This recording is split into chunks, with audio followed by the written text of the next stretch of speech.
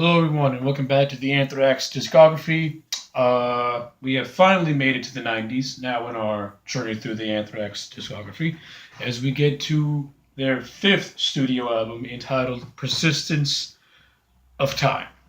Uh, Persistence of Time is a radical departure from their previous works, as it you can almost say pretty much abandons its the more jokier tone that the band has been known for, and they pretty much adapts tonally a more darker, more mature sound with this particular album. And kind of tell you the truth, I dig it. I like this. I really like this album a lot. It's got a lot of great tracks on it, and let's dive right into it. Let's waste no time. We kick off with track one, which is called "Time," and right off the bat, this song establishes this new tone. You get the intro, which has like a bunch of clocks chiming in the background, and when it finally builds into the instrumentation, it's more darker edged, it's more harder edged. It's not lighthearted, and you could tell that it's slightly more aggressive than usual, and it does a good and Time does a good job at setting the pace for the rest of the album, because Time then flows right into the song Blood, and I love the song Blood. I think this song is awesome. I love the aggression in this song. I love the lyrics in this song. The chorus in this song. This song probably has the best like just shout out loud choruses. So Blood, track two, awesome track.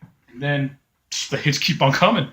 Then you get the track three, which is Keep It in the Family. And again, another awesome fucking song is Keep It in the Family. Again, that opening intro for Keep It in the Family.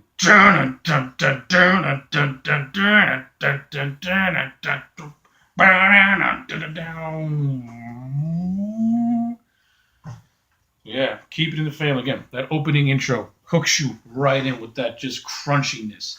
And then, of course, the lyrics and Joey Belladonna's delivery of those lyrics. You feel that anger, that aggression, and the way he just makes the delivery is just amazing. And of course, the chorus in this song again is fantastic. No, come try to understand what the hell is going on. I can't imagine how.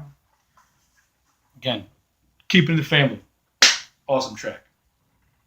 Then we get to track four, which is in my world, in my world again, another really good track, solid track. This could be classified as your typical, headbanging mosh pit track, which is fantastic, and that's what all I have to say about that one. And of course, we get to the track five, which is Gridlock. And Gridlock, again, really good song, has a really cool intro to it. It's a long time, long time coming.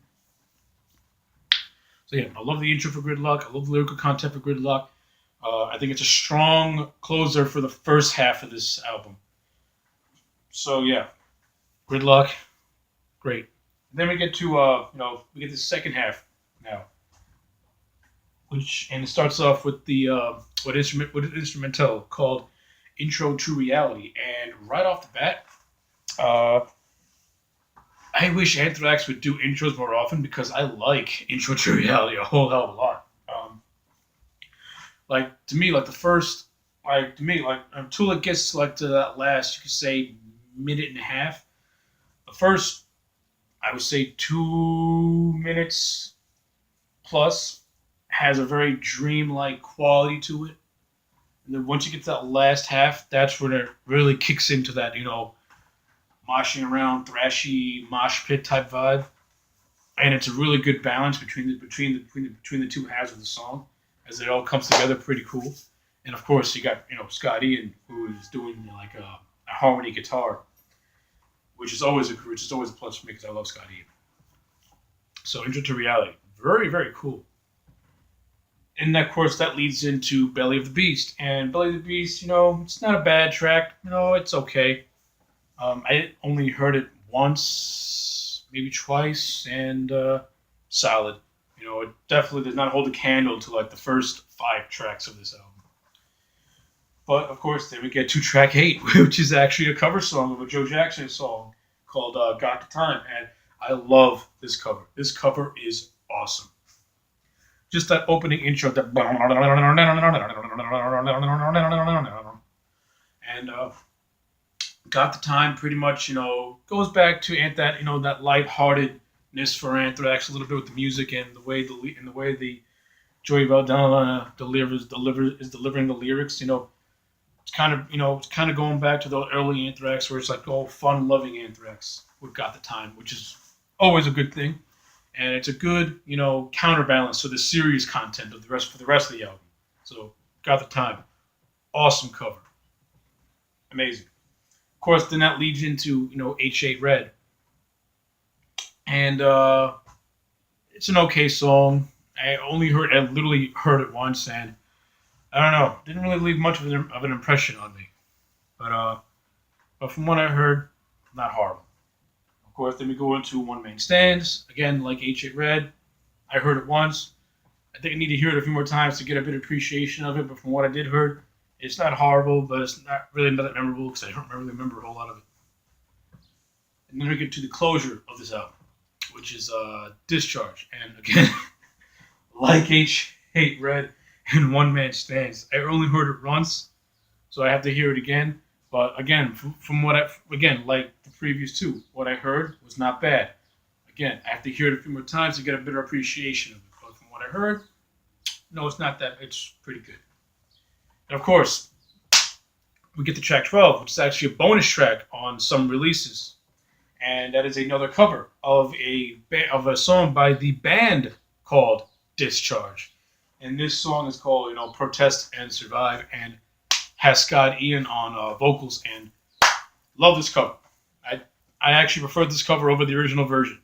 And then again, I'm being biased because I'm a huge Anthrax fan. But I just love the way the band plays this. Like, it has such aggression to it. Scott Ian's harsh vocals just perfectly match this song. Because, Protest and Survive is that classic hardcore punk. It's that classic hardcore punk song. And since since Anthrax's influence is within hardcore punk and the new wave of British heavy metal, you can easily see that influence in the song "Protest and Survive" when the band plays it, because they play almost like Discharge, but of course with a more Anthraxy sound, which is, I think that's why I like the cover just a little bit. But yeah, anyway, well, that's my take on Persistence of Time. As an overall rating, I'm gonna give it a solid 8.5 out of 10. The first, well, I'm not gonna say the first 5 because I don't really care for the song Time. We'll say from track 2 all the way to track 6 is great. Tracks and the songs "Got the Time" and "Protest the Five," also are amazing.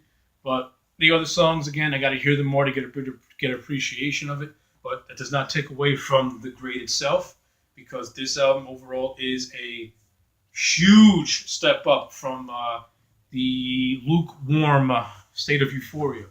So again, Persistence of Time, solid 8.5. Again, in my opinion, the songs that you need to check, the songs that I obviously recommend be heard are Blood, Keep It in the Family, In My World, Gridlock, Intro to Reality, Got the Time, and Protest and Survive. In my mind's eye, if those songs were on the album, and we'll throw in the song Time also, because I do like that intro with the clocks, which plays into the whole title, Persistence of Time. So yeah, if the album just had those songs that I mentioned, this would have easily been a 10 out of 10. But since it has like the other songs that to me are just there, I gotta give it an 8.5. But again, it does not take away the enjoyment. It is a really solid album, and a definite defined step up from that lukewarm State of Euphoria.